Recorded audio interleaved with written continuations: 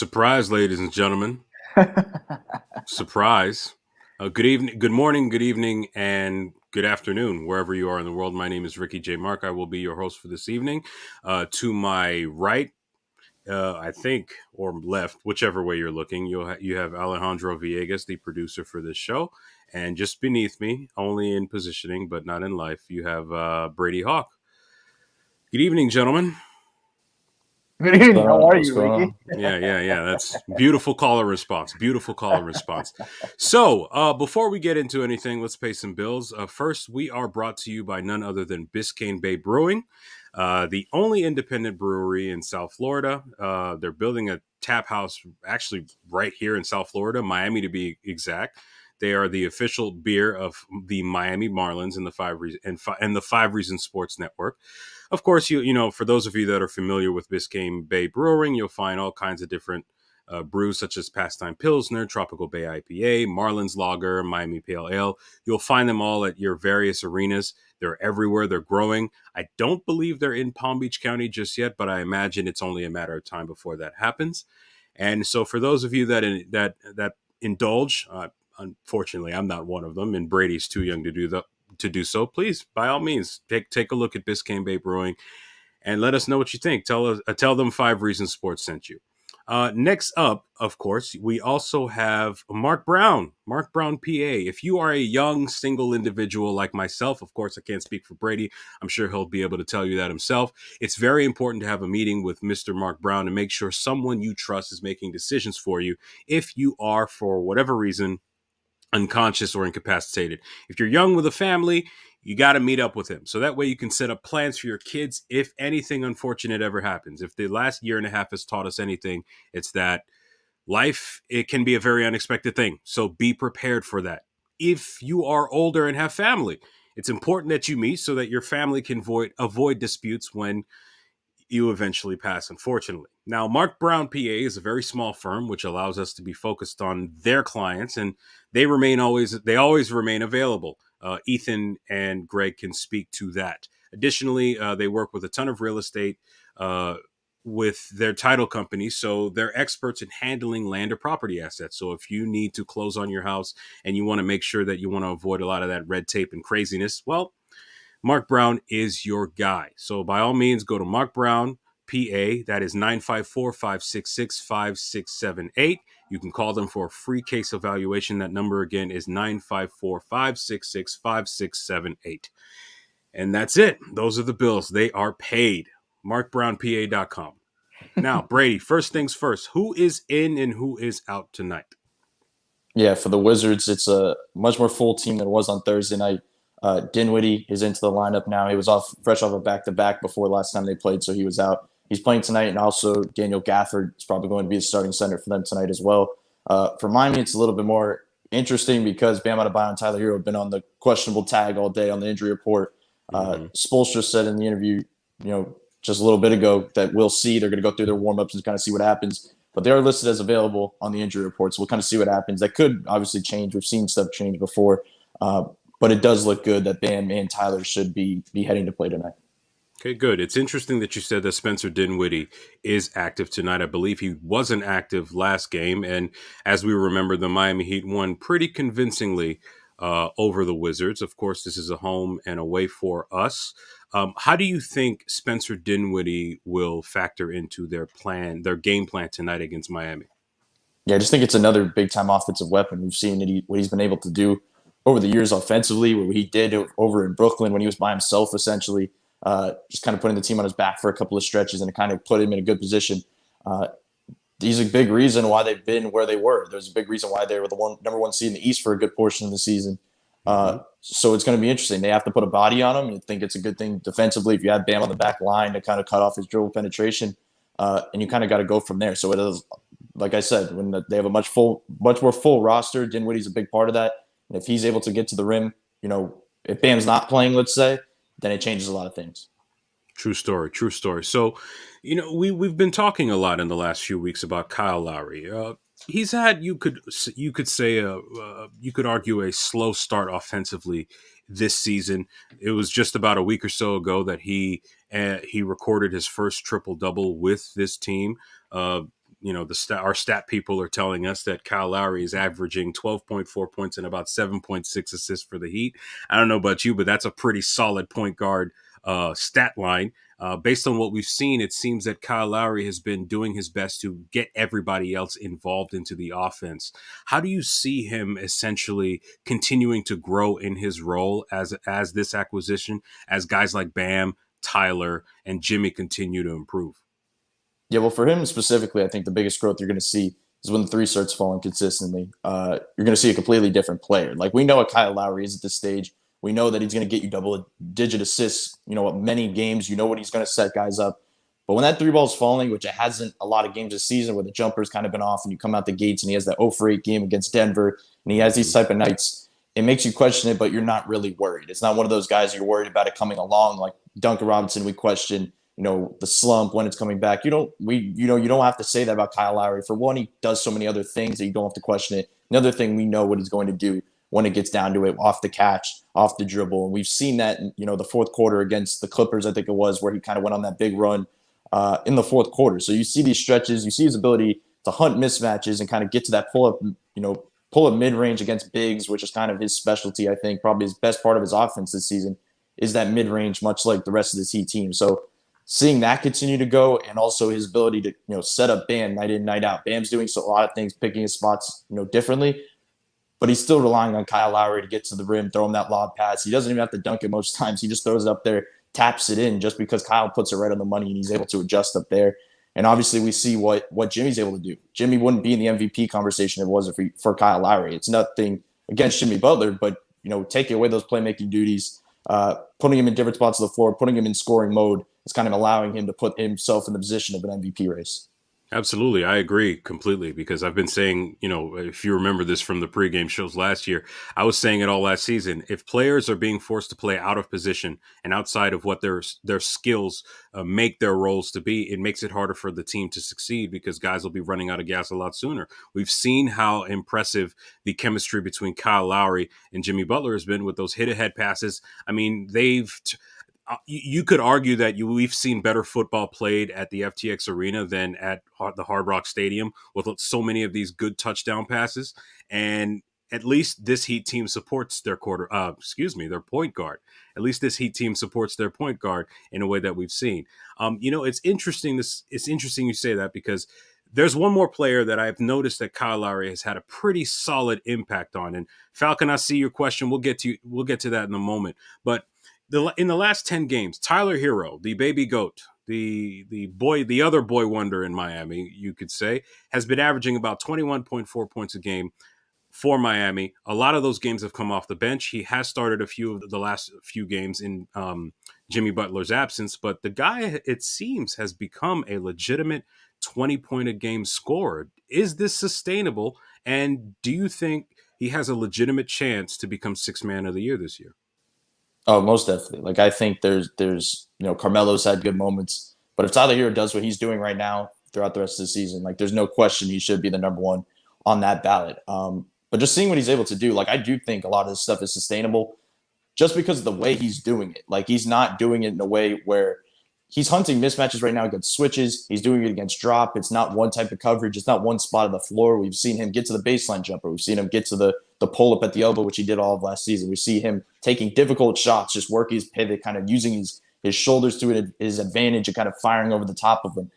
This stuff is just different. I think that the catch and shoot from three is the big difference. Last year, that dipped off, a good amount. Playing next to guys like Jimmy Butler and a lot of initiators, you kind of need that off the catch type of shot to fall regularly. I think it was 40% last season. Now it's at 46%, which is a huge jump. Obviously, it's a smaller sample size. We're only 16 games into the season, but that's a pretty good development for what he's able to do. So I do think that type of stuff is sustainable. You do mention playing next to Kyle Lowry, and I think just as we talk about Kyle Lowry's impact, we see him when he plugs in next to Lowry. It's just immediate, connection. We see Lowry be able to go to the corner. He clears out for Tyler. He makes sure to get Tyler the ball in his spots. Like, he knows where Tyler is on the floor, where he likes to be on the floor. And I think that's also a big reason why Tyler's able to do what he's doing. Yeah, absolutely. And, it's kind of funny how much better players tend to be when there's an actual floor general on the floor. Nothing against a lot of the guards that this Heat team has fielded in the last few years, but there's a lot to be said about having a legitimate point guard on this team, because it allows, like I said before, a lot of players to do what they're good at. Jimmy can focus on defense and rebounding. Bam can focus on finishing at the basket and doing everything else that he's capable of doing. It takes a lot of pressure off of the other players. For example, I always go back to this example. When Lamar Odom was Kobe's number 2 back in LA, there was a lot of pressure on him. He was expected to be Scottie Pippen, and he wasn't consistent enough to do that until Pau Gasol and Andrew Bynum came into the picture, and he was allowed to settle essentially into a 6-man role, and that's where he flourished. It's amazing what happens when you have players that are slotted into the positions that they are properly meant to be slotted into, and they are able to take off. You combine playing next to Kyle Lowry with this natural progression. We've seen the work that Tyler Herro has done in the offseason. He's clearly gotten a lot stronger. He's probably not as chiseled as some of the Photoshops that we've seen on Heat Twitter thus far, but it's encouraging to see how hard he's been working in the offseason. And for those that have been paying attention to Miami outside of the bubble, I'm of the opinion that this Tyler Herro is significantly better than the bubble boy that blew up on national television a few years ago. Some people think he's regained that form. I'm willing to say he's surpassed that form, almost to the point where he might be, who knows, an outside candidate for an all-star spot. I know that's an agenda that's happening within this network, but I think it's a legitimate thing to talk about if he's able to maintain this level of play, and the Heat are able to maintain a top 3 seed in the Eastern Conference. There was a question earlier by Falcon Smith. If our super producer could put that up real quick, it was a very interesting question. Ricky, would you say Kyle can be passive at times on the offensive end? We're barely seeing him probe around the rim like he would in Toronto. Brady, I'll swing this question to you first, and then I'll answer. I'm fascinated about this. Yeah, I don't know if I'd say passive, because I think he's been passive his entire career, because that's what made him be who he is at this moment. That's been his role his entire career. He's been able to score the ball basically at all 3 levels. So I don't know if I would say passive. I think when you have a guy like Tyler Herro emerging, you have Bam Adebayo, who is in the spot where he's at. Jimmy Butler's on MVP race. You kind of needed a guy to be passive. But what you also need is that when guys go down, he can step up and not be passive when you have Jimmy Butler and Bam Adebayo on the sideline. I think that's the difference maker. I think that loss against the Clippers was a big, reason for that. I think he was passive early on. By the fourth quarter, when they were down, he kind of took over and made that run to the end. They ended up losing by 3 points. If he probably would have sustained, a pretty aggressive mindset throughout that game and tried to score early on, which I think he was off kind of begin that game. But if he kind of kept with it, they probably would have won that game. So there's different ways to go about it. I think being able to see tonight, specifically, they're going to probably have all 4 guys that we're talking about on the floor at the same time, which it's kind of felt like they're just bouncing around from night to night. One guy takes the night off, the other one takes the night off. But you can on a team when you have the other guys able to step up, and you have guys that are not just being passive night in, night out. So I think that's kind of the main reason why we're seeing it. Yeah, I agree. And not only that, but I think Kyle Lowry at this stage in his career is understanding that this is a marathon and not a sprint. I don't think you want him to be averaging 25 and 7 in November, because that 30-plus-year-old body of his isn't the body he's not the same Kyle Lowry he was 5 years ago. I've noticed in as I've watched this game, veterans are the types now that they work their way into a rhythm that will be they'll be ready for come playoff time. I think Kyle Lowry he's not pushing too hard. He's not overexerting himself, and that's for good reason, because come May, come April, he'll be the Kyle Lowry, I believe, that he was brought in to be. But for now, I think he's doing a very good job of getting everybody involved, getting everyone's confidence ready to go. So that way, when everybody, God willing, everyone's healthy, when the playoffs come, everybody hopefully will be in a good rhythm and ready to do this thing. And then you'll really see that triple threat that a lot of people have been seeing out of Kyle Lowry that helped the Toronto Raptors win a championship just a few years ago. And that's pretty much how that works. I can't help but ask, I wouldn't say this is necessarily a Heat related question, but we've seen how the Miami Heat are 6-4 in their last 10 games. Okay, this is a bit of an aberration considering how well this Heat team started. However, the Lakers, who have presumably a ton more talent, just got blown out by the Boston Celtics last night. Should viewers of the NBA be concerned about this Lakers team as they're currently constructed? Because it seems to me that teams that they should easily be beating, especially based on the talent that they have, they're struggling to beat or losing to. Should the league be worried about the Lakers in terms of their chances of seriously competing this season, Brady? Yeah, I think so. Just because of the teams that are in the West right now. Like, I don't think there's a clear favorite, but I also don't think, there's teams all the way down the line that I would take over them right now. I think specifically on that team, there's a bunch of guys that don't even know their role. And I think they kind of went too depth heavy. And we've seen that before because we talked about this with the Heat, trading the depth in a COVID year type stuff. But you've seen the depth and we've seen it kind of go in different directions, but you need options at the top of your roster. They have three of them, but I don't think the three of them kind of know where they are on the floor. They haven't played many games together, obviously, with LeBron being out. But they kind of need to figure that out. It feels like Carmelo Anthony's being their number one option a lot of nights. Like that, it's just kind of consistent with Miami a little bit because Tyler's a lot of six-man coming off being the number one option. But obviously, Miami's actually winning games. Another parallel, Miami lost against Boston in a similar way. So I don't want to give too many parallels between these two teams. But I think it is worrisome just because you see the way the Warriors are, the level they're playing at. I think the Suns are still, a team you don't want to mess with. I think Denver, which is a weird topic on a Heat-related show right now, but when they get healthy, they're another option to kind of look at. So I think it's a lot of different directions you could go, and the Lakers are just pretty much a mess right now. Oh, Denver, I believe, is in 9 days, so we'll be ready for that here on 5 Reasons without question. Swinging back to more Heat Wizards related things, we've got Montrezl Harrell, who's averaging about 17 and 8 over the last 10 games. You've got, as you mentioned, Dinwiddie coming back. I believe Brad Beal is still going to be active tonight, and then of course you have Kyle Kuzma. This is a home game for Washington. They've done pretty well. If I'm not mistaken, they've done pretty well at home. They're on a 3-game home winning streak. Let's wrap up the show by figuring out what's going to happen next. Brady, what do you think happens tonight? How do you think Miami goes in? Do they maintain the same strategy that led them to a victory just a few days ago, or do their fortunes change in our nation's capital? No, I do think the Heat win this one. I think, obviously we talked about the guys that they're going to have him back.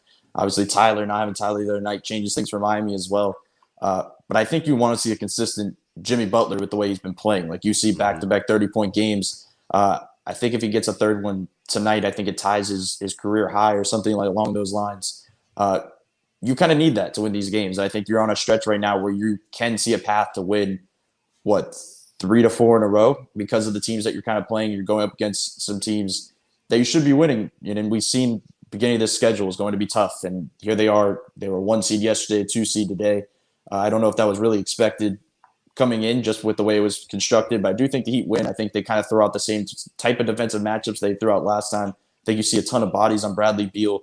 How many points did he end up last game? He ended up with like a pretty silent 30 or something. Like it was like you don't even see it coming. It wasn't noticeable. So it just happened. Yeah, exactly. So if you want to hope you don't see it happen tonight. So I think you see a bunch of different bodies on him, and then obviously if Tyler Herro ends up playing, I think that's a pretty big boost in itself.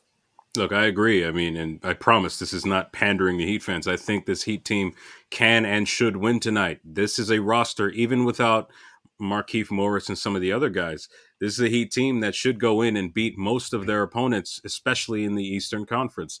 They should repeat history tonight. Playing in our nation's capital isn't really a daunting thing. I mean, it's not like you're playing the 86 Celtics in Boston. This is a Washington Wizards team that is 10-5, if I'm not mistaken. They're 6-1 at home, but they're still the Washington Wizards that I believe are not even going to make the playoffs next season, or this season. Excuse me. I'm of the belief that this Heat team should go in there and win tonight. As long as Jimmy, even if Tyler sits, as long as Jimmy, Kyle, and Bam do their jobs, and the next man up mentality of a lot of Miami's role players like Gabe Vincent, Caleb Martin, and so on and so forth, as long as they do what they're supposed to do, they should go in there and exert their superiority on a Wizards team that is destined to miss the playoffs, or at the very least make it to the play-in and then vanish like they did last time. So I think that's where it is right now. We have We have Brady thinking the Heat are going to win. I think the Heat are going to win. Alejandro, what do you think? Do you think the Heat are going to win tonight? Yeah. I think they're going to win tonight. Just to add to what Brady was saying, Bradley Beal did finish with 30 points in 36 minutes in that game on Thursday. And Kuzma was the second best for the Wizards with 19. They did have a really bad second half, though. Well, the first half was really bad, too, which it was just bad for both teams. I was there, and it was just a slow start for both. So we'll see what happens tonight. But yeah, I think the Heat's going to win tonight. Well, there we go. We've got 3 Heat wins. Let's hope the Heat go ahead and make it a 4th. That should be it. A special thanks, of course, to Brady, Alejandro on the 1s and 2s. Of course, one more time, Biscayne Bay Brewing, sponsors for this show and the 5 Reasons Sports Network, of course. Not to mention Mark Brown. PA, if you need any help with closing or any other legal support, of course, you go ahead and you go to markbrownpa.com. Thank you, Brady. Thank you, Alejandro. Alejandro will take you out from here with some additional free Heat content. So thank you, guys. We'll see you at halftime. Oh, Brady left. That was really fast. He had something to do. Yeah, that's fair. That's fair. We will, of course, I'd be remiss if I didn't give a shout out to the guys. I don't know if they're doing it at halftime, Paces and Spaces. Sean Rochester. I don't know. One was in a wedding. Tony, the other one was dealing with other stuff. So I don't That's know. true. That's true. But just in case, keep it locked to your favorite 5 Reasons personalities. And of course, we will see you after the game right here on the 5 Reasons Sports Network with the post up with Royal A. Shepherd. Members of the Kang Gang, most likely, and pretty much the Sky Force. So thanks, guys. We'll see you after the Heat game. Thank you, Ricky. So, like Ricky was saying, remember to join us on Twitter for the Pace and Spaces at halftime. As soon as the second quarter is over, we're going to be going live there on Twitter with our friends Tony, Sean. Maybe he's in a wedding, so I don't know if he's going to actually join, and our friend Marco Romo. So thank you very much for all of you that are here for the pregame show tonight. Let's go ahead and listen to some of the press conferences, and then we'll listen to a little bit of the podcast that the guys from 5 on the Floor did on Jimmy Butler on Friday. So let's go ahead and let's start with you guys are having a great discussion there in the chat. I'm reading all your messages, but I'm going to go ahead and play the press conferences, and I'll keep reading until we find out what to start lineup tonight for the Miami Heat, who's facing the Washington Wizards at Washington after beating them 112-97 on Thursday night here in Miami. Let's go ahead with Eric Spoelstra first. Here we go. Very businesslike. The guys just knew what they needed to do, get it done. Last night there was sort of a lot of flash and sizzle. Tonight it was sort of seemingly everyone doing their part to sort of contribute, as a group. Yeah, look, Washington has really established a way of playing. I mean, they're a very good defensive team. You have to really be intentional with your offense. You have to do things with pace. Your spacing has to be right on, and you have to be willing to share the ball, make those quick decisions. As the game went on, I thought we got a little bit better in all those different categories, but there were certainly a lot of contributing guys. Our second unit again was really good, and that's without Tyler. Out there, those guys just gave us a great spark. Even after we were down in the first quarter, and they just kept the momentum going. From there. Along those same lines, can you consider it a strength then that rely on somebody stepping up at any given occasion to bring up the bench? Well, look, we think that our depth is one of our more important strengths. We trust our depth, and we've had to use our depth. The season is young, but we've had to play different guys. Different guys have been out. And I think the important part of that is guys are just playing their roles, trying to star in those roles, and not necessarily play out of who they are. I know Gabe scored points tonight, but he was really, a lot of times just being assertive, but being a recipient of different things, and then making the appropriate play, in the tail end of the possession. And that's, what this game has been about. Our veteran leaders have encouraged that. They infused a lot of confidence, in our young guys, and our young guys are getting better, dramatically as this young season goes on. Well, Gabe, we've seen the competitive instincts pretty much since he came on the floor. Has it ever surprised you that the shot really hasn't fallen the way it looks like it should based on the mechanics?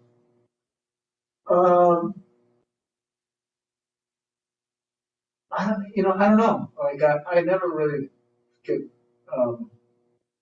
too much into the swing of whether the ball's going in. I see the work that he puts in. I know he's a great shooter, and it's a matter of getting comfortable, and I think that's what you're seeing. I think he's comfortable. I think the veteran guys are infusing confidence in our young guys and Gabe, and they're able to be their best versions of themselves. Gabe is also healthy this year. I don't think it's really fair to really evaluate last year. He was just grinding, but he gave us good minutes last year, but he wasn't healthy. Coming off knee surgery and just trying to get to his rhythm and get his strength and doing everything behind the scenes. He had a great summer. And seeing the result of a lot of work and help. For all the things you were looking for from PJ, probably scoring was way down on the list. But it seems like in moments of truth, he gets to the right spots at the right moments and gives you those sort of relief points when needed most. Does he just have a knack for the moments like, okay, now I'll score? Yeah, he's a really versatile player. So I think it's easy for, the average fan just to say that he's a 3-and-D guy. That doesn't do it justice at all of how much he can impact the game, impact the league. He's a really smart, savvy, experienced two-way player, and he's versatile, so he can do a lot of different things. Offensively, like I've said many times, he's a brilliant screener, but he's also an off-ball guy that knows how to get into open areas. Sometimes it's the three, but sometimes in the open space in the paint or on the baseline, makes guys better. And he can even handle the ball a little bit, which is helpful for us as well. This last 5-6 game stretch where you used him kind of a lot more than you were early on. Obviously, some of it is you needed him with some of the guys out. Is there something you're seeing right now with him that's just giving you that? Yeah, basically what I said before. I felt that way about Gabe coming out of training camp.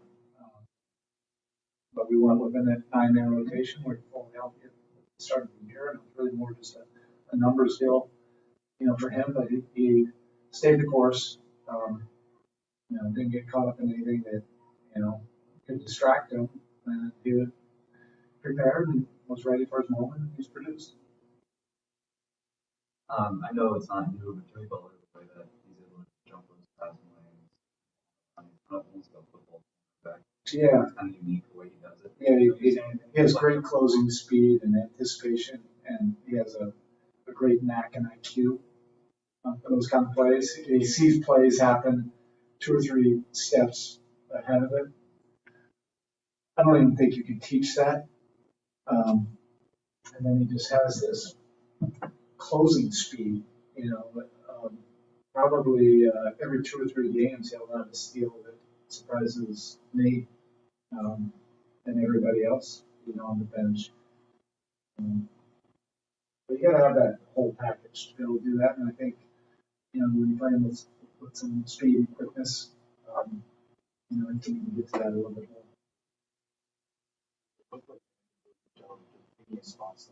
Yeah. How much have you seen that progress over time? Yeah, I think what Bam is noticing is, and Bam is really smart, so he sees what veteran players are doing, and it's what is called for that game, or that quarter, or that possession, or that half, and it could change.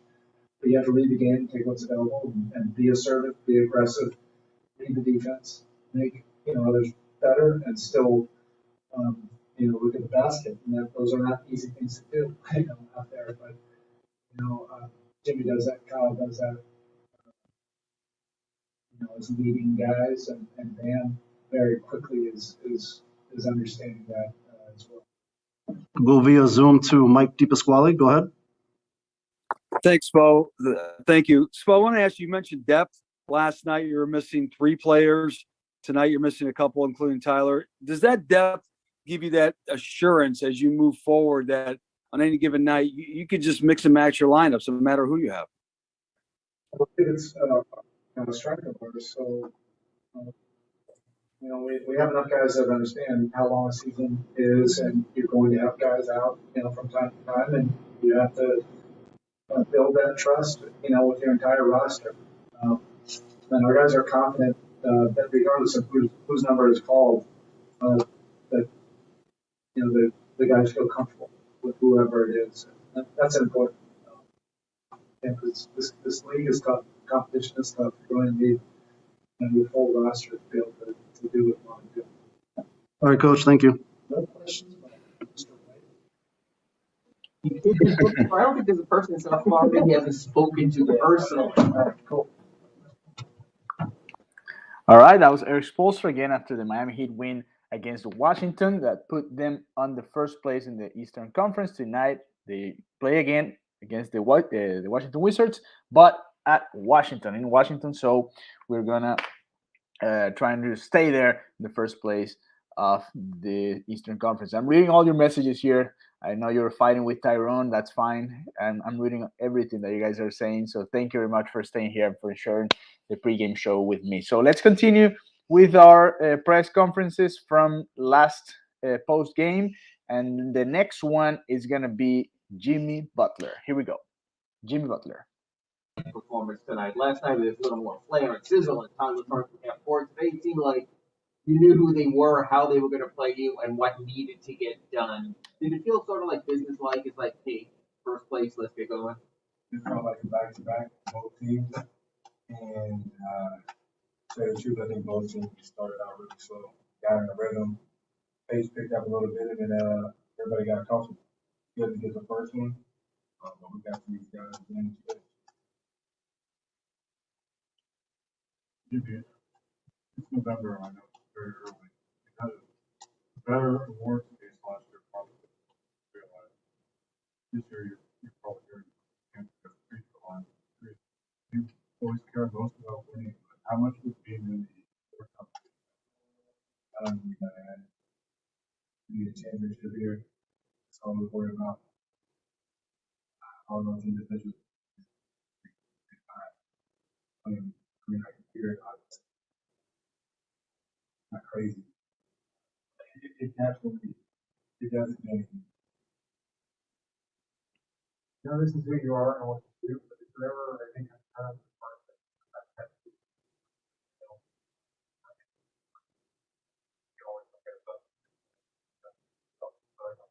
you're over reliant on your ability.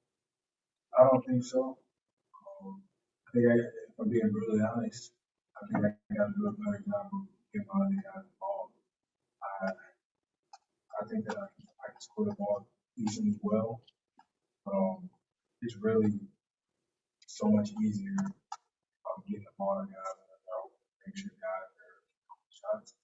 I think sometimes I lost trying to put the ball in the basket. It's not a bad thing, don't get me wrong, but I like to get past first player on my team. You yourself play any faster than you're playing faster. Oh yeah, without a doubt. If it's not Spo yelling at me to run, if it's not Kyle yelling to run, Ben yelling to run, I'm the one that's yelling to run. And he likes to play that way. It's confusing. Hell, I'll be confused half the time, so I just run straight down the middle of the floor. I'm not supposed to do that. But it's fun. I think that's when we're at our best. Just first place. Damn! I got quiet. It got quiet. Does Gabe seem more comfortable in this week? He seems like he's kind of good. Yeah, but Gabe be up there in the ones where there's two. So I'm comfortable with all of the shots that he takes because I see it day in and day out when you do it one-on-one. Kid can play, man. He's so confident. He's comfortable. He guards. He does so many things well. He knows where the ball has to go. And he's a hell of a guy. Great teammate. I think he's going to definitely change the game for us. Does first place even mean something in November? I mean, it's still better to be on top. So now that you moved to first place ahead of the Wizards, is there any thought of, okay, now where we're supposed to be, now we work from here? Because see, we're the type of team that when we start listening to everybody else, we start reading what everybody's saying about us in the media, start to get slack. So we can't get anything happening on it. We just need to keep our head down, keep competing, keep playing the right style of basketball that we want to play. We don't care about what anybody says, we don't care about the rank. Win as many games as you can, do it together, and see where you end up with. All right, Jimmy, that's it. Thank you. I thought I was going to get my book. Yeah, all right. Peace out. So that was Jimmy Butler again after the Miami Heat beat the Washington Wizards on Thursday night. Let's continue right away with the next one up, and this is gonna be Bam Adebayo again after the Miami Heat beat the Washington Wizards 112-97 on Thursday night. They play again tonight, but at Washington, and we're waiting for the starting lineup to come up to tell you guys who's gonna be playing because Tyler Herro will not be available. First place, it had been for a little while, and now that you won, you're in first place. Does that still mean something, even though we're mid-November? Like just to sort of, set a tone early. No. First place. That's a good team. First place. We're not worried about that. We gotta keep chipping away. It's early. It's November right now. We just gotta keep locking in and doing what we gotta do. And how rewarding is it to keep game grinding for a long time? Like to see the ball. Oh man, I'm happy for him. He was aggressive all night, doing the little things. He got like dunk. He come out the breaks one dunk. But no, I'm truly happy for him. Like I said, he's one of my closest friends. It's like a brother to me. So I always enjoy his success. You guys talked a lot in the beginning towards the season how defense is still going to be more progress on that rate as We still have a lot of defensive collapse. I feel like we recover because we have a lot of talented players, and some of us are very athletic. But we just always rotating for each other, covering for each other. So that's why I feel like we're playing 10 deep. But a lot of times we'll be out there figuring it out.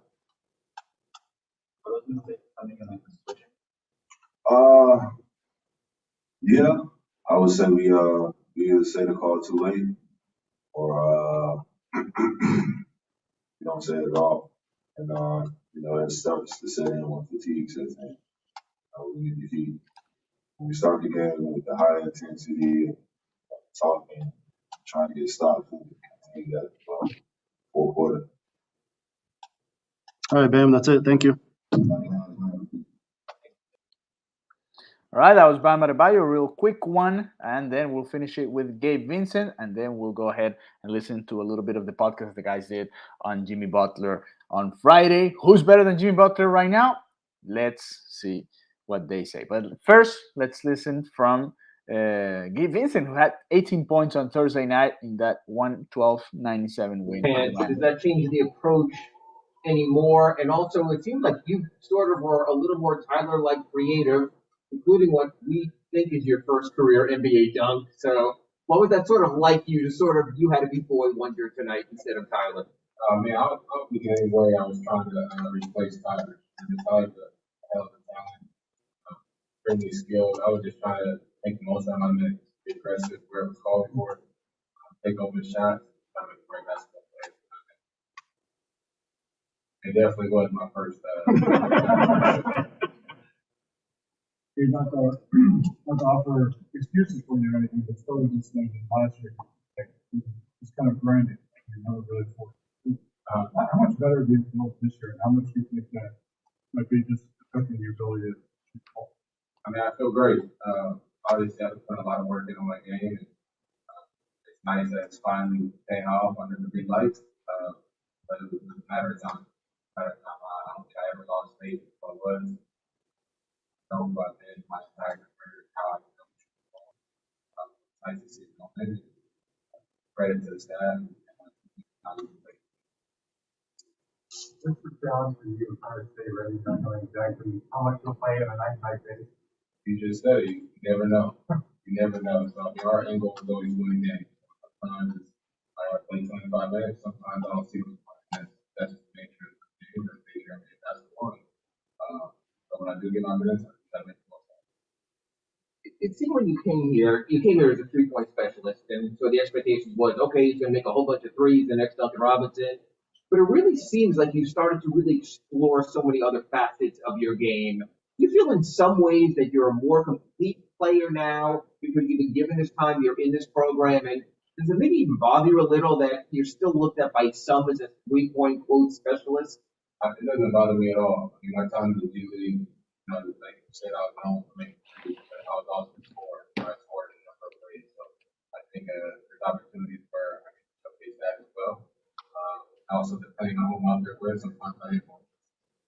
So like you said, the positions I'm put in, it's something different every night. I like to showcase it.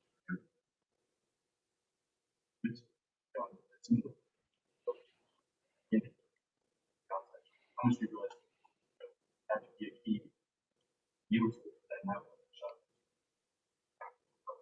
Yeah, I mean, I think Kyle and Jimmy do a great job of getting down here.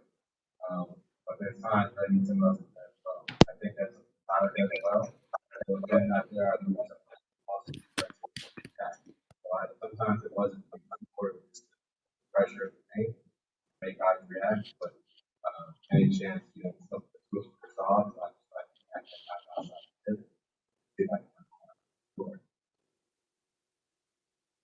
That's it. All right. Thank you, Gabe. appreciate you.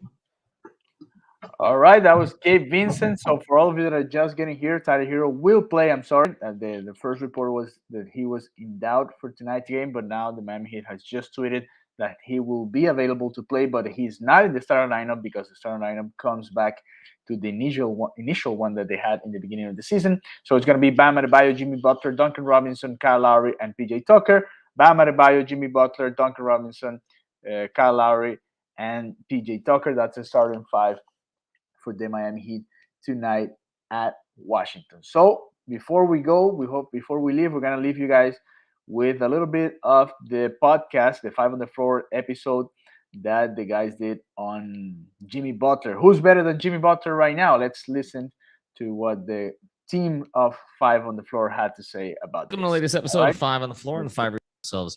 At least sponsors of the 5 reasons. Let me go ahead. We found out a lot of people are going there already. So there's got to be a reason for that, right? They can give you designed the specific stacks for 7. And now, tonight's episode. Here we go. Now we go. Yikes. 5 on the floor, ride for my dogs. Where here's the thing, you can check the score. Hustle hard, couple scars, wearing bubble frauds. Just like Butler said, you in trouble, y'all. Kept the floor playing, got it all banned. Y'all seen the block, stop with one hand. And Pat we trust, it's power, have the guts. We're here to bring the heat, y'all can hang it up. Welcome to 5 on the Floor, a daily insider show on the Miami Heat and the NBA, featuring Ethan Skolnick, Greg Sylvander, and Alex Toledo, plus others from the 5 Reasons Sports Network. All right, Ethan Skolnick back on 5 on the Floor. Here's tonight's floor plan. Everybody is home tonight. Greg, Alex, and I. Brady was actually at the game. He braved the flooding, he and Alejandro, and that's one of the reasons why the arena looks so empty early, which I knew the jokes were going to come about that, but literally you couldn't get to the place. But the fans started to fill in, and it seemed like when the fans started to fill in, the Heat were starting to play better because they started slow in this game. Couldn't really score early in the game. Duncan was missing threes. Everybody was missing threes. But then, as is often the case, Jimmy Butler, with some help this time from Bam Adebayo, also Gabe Vincent, PJ Tucker, they settled down, and they were really never threatened. Once they took control of this game against Washington, you never really felt like they were going to lose. There were a few random scrub heat killers out there that you worried about early, but Washington, which has been playing well, especially defensively, just didn't have enough. No Spencer Dinwiddie tonight. They're missing Hachimura. They're missing a few players, but the Heat were also missing Tyler Herro, and they needed to make up production. So we're going to talk briefly about the game, but really the theme of this episode, the floor plan tonight, is Jimmy. Let's do a quick synopsis on tonight. Other than Jimmy, Greg, what stood out to you? I mean, we talked about, this is now the third time I'm bringing it up. The combination of Gabe, Caleb, and Max, they had 40 points in the last game. They had 28 points tonight off the bench. So you were able to make it without Tyler. And I think that their production, if that can hold up in any level of consistency, it changes this team so drastically. So that's my biggest takeaway, is that they were all able to contribute at varying degrees. I think seeing Gabe do it is the most encouraging, because the other guys have shown a little bit more. So that is really great. But the story is still Jimmy. I do think we should reference, though, Kyle, 12 assists. PJ Tucker had a good game. Some of the passes he's making, he's playing at a different level. He's inspired by being here in a way that maybe I just haven't watched PJ Tucker hard enough. And then Bam Adebayo has this quiet 20 and 9. So to me, Duncan is still an issue. We're going to maybe briefly touch on that, but the story is still Jimmy. The story is Jimmy, but Alex, Greg mentions PJ, and you figure that a guy comes in at 36 years old. He's bounced around so much. Obviously, wins a championship last year, but that he's a fully formed player. And like Greg said, I mean, I've watched him a lot over the years, so he's doing things that I don't really remember him doing, like the screening, like the question you asked Spo, that is a PJ Tucker staple. The defense, but again, some of the passing. He had a couple moves around the basket tonight. I'm like, where did that come from? He does seem rejuvenated. Oh, no. I mean, it's been surprising. And that's why I asked Bo about it, knowing that he would gush about PJ Tucker because he absolutely loves the guy. But really, it's just been fun to watch him be used in different ways where, I know we've kind of talked about it in other shows where during those Rockets years, he was really just planted in the corner at all times. And you knew that he could box out well and sometimes grab offensive boards for you, but that was about his offensive impact or what he could do. And it's clear that he's got a little bit of touch around the rim, and he's just getting baskets off of easy cuts, easy plays. He's not doing anything crazy except, the couple times that he's gotten points off of dribble drives. But even then, it's not like he's holding the ball and making a play for himself. It's in the motion of what's going on in the game. Somebody is caught off guard, he finds a space to cut in, and boom, it's a basket. It's easy basketball, and I think that's why Spo likes it so much, right? It's all plays that are just kind of high IQ in the moment, and it's more than just being planted at the three all the time, where it's really just okay. Your point total tonight is going to be, did the 3-pointers go your way or not, right? And I think there's more that he can do. Obviously, he knows that teams are going to be leaving him open, so he has a lot of space to kind of cut and do other things. And I just love the way that they're utilizing him. He's been an awesome screener for other shooters as well. PJ, I mean, has been better than even I could have imagined. You know how much I wanted him on this team. And the one last thing on PJ is that he never looks like he's thinking too much. And I think that really is an advantage for him. He just plays straight up off instincts, and it really helps him more than maybe most players. All right, let's get to it. Again, good performance by the Heat, kind of a workmanlike performance. What you need to do against a team that was coming in a road back-to-back, which lost last night, but you do assert yourself in the East, and you got a chance now with another one against Washington to further assert yourself. But let's get into Jimmy, because I posed this today. I mean, you're talking, again, 32 points, 4 steals, 5 assists. This comes after a triple-double the night before, after he missed 4 games. He always, this is not a surprise. As I said last night, he always comes out of these injury-related breaks on fire, okay? It's just like he gets his legs under him. But a couple of things stuck out to me tonight. One, he's having a hell of a lot of fun. I mean, even the stuff with him, giving it to Tyler on the side after the steal. I posted one of the photos on the Twitter account. See, he's having a lot of fun, but also it just doesn't seem like he's forcing anything. It just seems to me like he's it's like he's just waiting for, as Alex likes to say, the food to come up against him to try to defend him. It's just like he's like, okay, I don't have it now. I'll wait till the smaller defender comes. But then as soon as the smaller defender comes, you're done. And it's I don't know. It's all within his pace, his time. And the other thing is the mid range looks good. Like I know. Why are teams still switching that? By the way, I don't insane that they're still giving Jimmy those guard screens. Well, but I think they're doing it in part because of some of the Heat's other options, which again is when we talk about Duncan and what he's not providing. That is something I think he's still providing, is that he is causing the defense to still react in ways that present these opportunities to Jimmy. Yep. But also like. It's just, I mean, the mid-range, like I was surprised when we looked at the numbers, and I know Coop pointed this out to us, that he was actually better from mid-range last year than the year before, but it just looks cleaner this year. I don't know what it is. He's getting his legs under him. He's got a little bit more lift, a little bit more arc, which is always sort of the issue with him. But I pose this question, and I think this is a reasonable question to ask at this point. How many, and I'm not talking two-way players like Caleb Martin's a two-way player. I'm talking two-way in terms of offense, defense. How many players are playing at a higher level from a two-way perspective in the NBA than Jimmy right now? Greg? I mean, playing at a higher level right now? Yeah, I guess Giannis, but like there's a degree of Giannis that I think you're getting a little bit of the legacy stuff that comes with Giannis, and rightfully so. I mean, he's amazing. Well, I'm not trying to say Jimmy Butler's better than Giannis Antetokounmpo, but like, yeah, you're right. Like, other than him, I mean, Kawhi is in that conversation when Kawhi is healthy and locked in. I think we can agree to that. Paul George has always been a great two-way player that doesn't get enough credit in that regard, I think, but he's still to the point.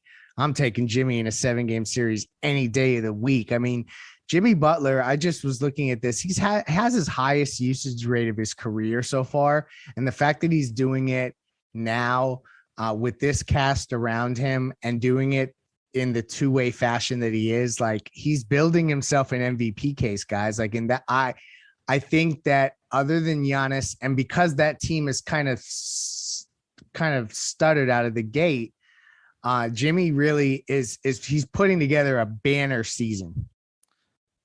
Alex, where do you have him now? It's tough to rank, honestly. I think like what Leif said, you're still going to put Giannis above him. I guess LeBron past May is a better two-way talent, because we know he doesn't play defense up until the second round of the playoffs every year.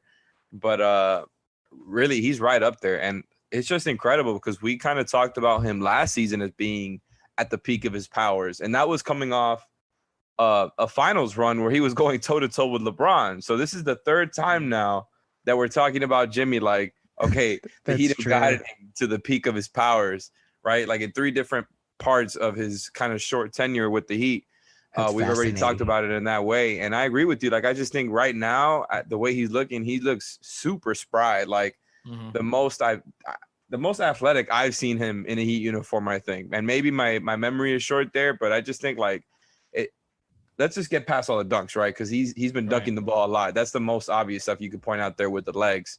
It's just how often he's rising up as a driver. Like he had that one bump layup on Montrezl Harrell where he just went straight up and he just got so much higher. And, you know, I don't know. He just looks really athletic, really healthy right now. So that's obviously another layer of his game. The usage stuff is all just him being in the best position, I feel like, for himself, where he's in that perfect balance of scoring and creating, where it felt like the past couple of seasons he had to shoulder more of that creating load. And, you know, the credit there is on Kyle Lowry. But Jimmy's at his best right now. He looks incredible. Yeah, you make a good point there about the athleticism, because I don't think we saw it in his first year here necessarily like this. And I know we didn't see it last year. What he did in the finals against LeBron and against the Lakers wasn't athleticism. It was just pure grit to a certain degree. He just wouldn't be denied, until really he didn't have enough around him to compete. He has his highest percentage at the rim this season, by the way. That's enough. I mean, all that by a good amount, by the way, like a good gap before second place in his career. As of right now, he's 67% at the rim, and second place is 63. Yeah, I mean, that speaks to it. And you mentioned the dunks, which, that's part of it. I mean, some of that is, it's circumstantial, But still, all of it makes the case that he's in better shape. I think that, having the full off season, the way he approached the full off season too, which was a lot of relaxation, to be honest, from what I've heard. Okay, and then he got in the gym, but he gave himself some time this time, which sometimes he doesn't do. I do think it's funny that one of the conversations that people were having on social media was he going to live up to the contract? I mean, nobody is thinking about that now, right? Like, I mean, if you're talking about a guy, if he's going to give you 2 years out of the 4 years, if he's going to give you 2 years out of the 4 years where he's a top 10 player, it's worth what you pay on the back end. Okay? Oh my gosh, yeah. Right. So, I mean, that seems like a really stupid debate right now. Not that we were having it on this show, because I think we were all kind of in agreement on it, but that existed on social media. Are you going to pay Jimmy Butler $50 million when he's a certain age? That is the cost of doing business when you're going to get this guy. The other thing about it is having Dwayne in the building tonight. And I guess the Heat won Dwayne back by sweeping the Jazz. I think that was the reward. But having Dwayne back in the building tonight puts into perspective the level Jimmy's playing at, because we have seen look, Miami has had the best of the best, right? I mean, you had Shaq not at his peak, but you had Shaq, you had Dwayne, you had LeBron, etc. Zoe and Bosh is a Hall of Famer. Zoe should be a Hall of Famer, okay, or would have been if, Gosh, Riley's done so well. Right. I mean, look at how many guys have come through here. But the reality is, when you look at what Jimmy's doing now, like, it's up there with some of Dwayne's best work. It is. And when you take a look at 2008, 2009, which in my view was Dwayne's best regular season work, obviously the 2006 finals is where people point to. Like, Jimmy is capable, I believe, of putting together a stretch like that. Like that stretch where Wade, remember the game against Chicago, the double overtime, this is my house against Utah.